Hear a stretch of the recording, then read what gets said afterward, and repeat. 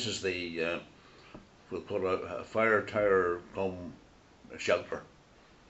And you designed this? I designed this. I had no engineering skills, but I designed it anyway. And weren't you inspired by? I was inspired by Bundoran. You know, in Bundoran there's various shelters at various points, and they're like a cross. Doesn't matter which way the wind's blowing, you go to the shelter side. My instructions was to erect a fire tower at Big Dog or Little Dog to control fires or fire, fire watching, and I was told, don't have the thing too close to the ground, up a few steps, and I suggested, well, why not make it up high enough for a shelter below? And my line manager said, you proceed with your plan, and that was it. So that was the results. So it's been very popular viewpoint. It's made out of concrete. The bottom part. Concrete walls, block walls, and then the tower. Because the tower now at this moment in time has disappeared, because there's no need for towers anymore now. That many telephones in the country, and in case there's a fire coming up for various people. But it was useful. Would it have been used just when there was a dry spell? Oh, a dry spell. Generally from beginning of March up till maybe say the beginning of June. Right. And dry days, and the first communications was just a field telephone down to my office in at Big Dog, and then the next phase was two-way radio sets. And that was a big step forward. You know, and all these call signs, had to teach the men how to use the call signs, but it was quite, successful. And people came from far and wide when seeing this thing being built. One can tell about, no names mentioned, but apparently the local plan officer wasn't pleased.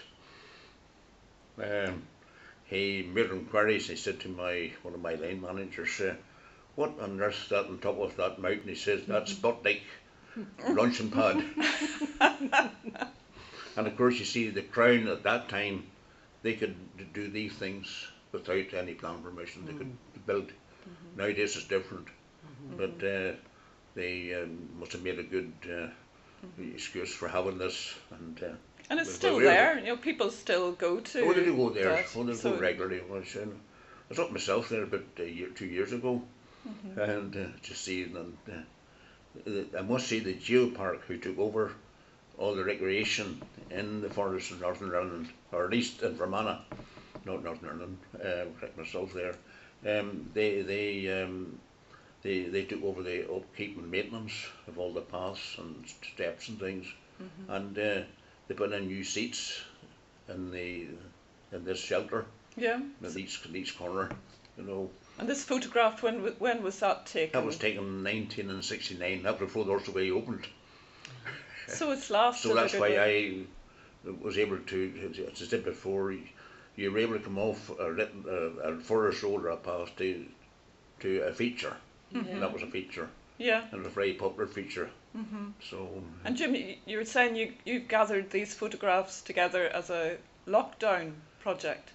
Yes, that was my idea. I took, you see, over the years, all these slides, I never thought it would be ever used again, but just for record purpose, for my own pleasure, And then I had them all indexed and placed by themselves in a magazine. And then I decided that I would transfer them onto photographs and do this effort. You were telling me about Wilfred Capper as well. Oh yes, Wilfred Capper. Wilfred Capper, he was a civil servant, and he worked for that time the Ministry of Education and Countryside. At that time they had an input in the countryside, but he was a great outdoor man, great walker. He walked everywhere, and Germany, the continent. But somebody called Tom Stevenson invited him over to see the Pennine Way. And so we went over, and he wasn't impressed with the scenery, funny enough. And he said that our country has much nicer scenery. He came home and he lobbied the authorities to this long distance way. That was in 1946. So it took from 1946 until before it got off the ground to about 1970s before it was launched. Took a while. Took a while, but he managed, and his idea was to have a walk round Northern Ireland and hitting every county. And the first, starting off Belfast and went up in Belfast. and the first part was in Fermanagh. The first part, the very first part, we're very honoured. The very first part to be declared opened was in Fermanagh. And I was involved in that. It was a big thing. So was other foresters as well. Quite a number of them.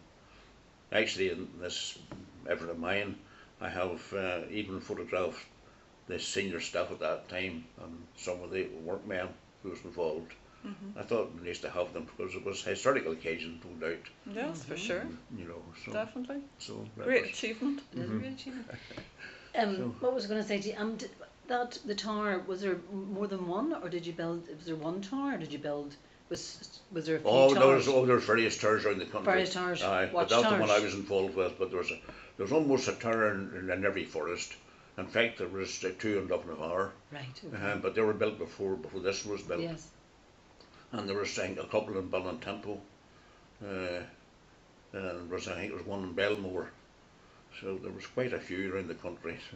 And the idea was that they could coordinate the spot the fighters. Yes. One tower to another. You see, it was a bit like, a bit like the army. Yeah. Well, a bit like they do in America as well. Well, Have those that's towers, the same thing, Yeah. There are quite a lot of fighters. Fighters were spotted in good time. Oh, great. It was indeed. Wow. So.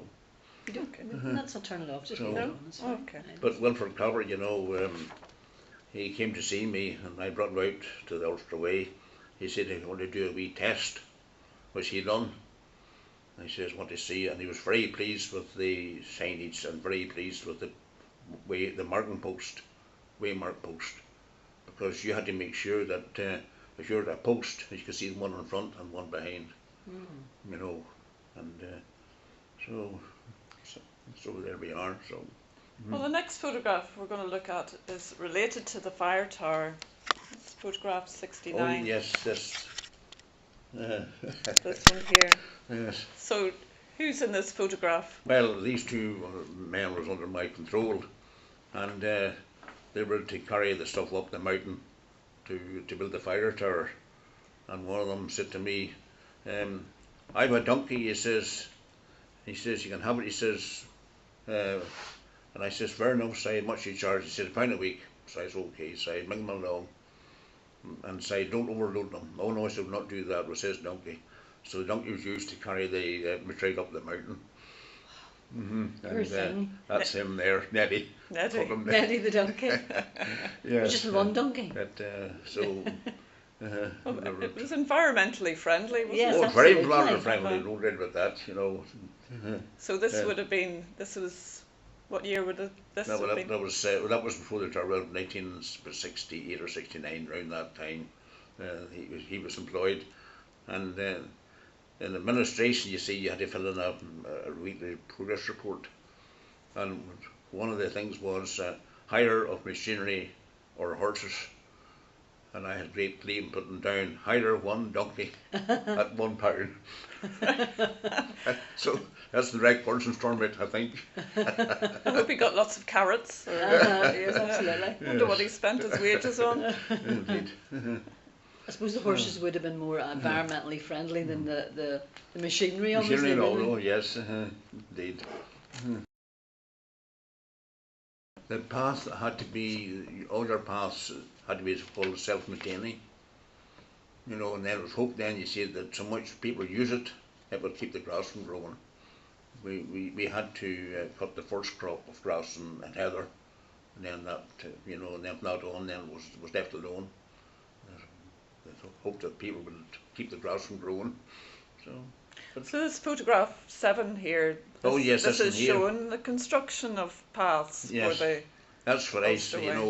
Your local men in the local locality, they're very useful people to have, because they've experience in cutting turf, or shoot for fuel, bringing it out through soft ground, and I put it to him, and one of the he's the supervisor of this job. He had this idea of branches of trees, and then sods or turfs on top of that, and make a path. And I don't know whether it's still there or not. I'm sure it still is. You know. So where was this But photograph that's just taken? at the viewpoint.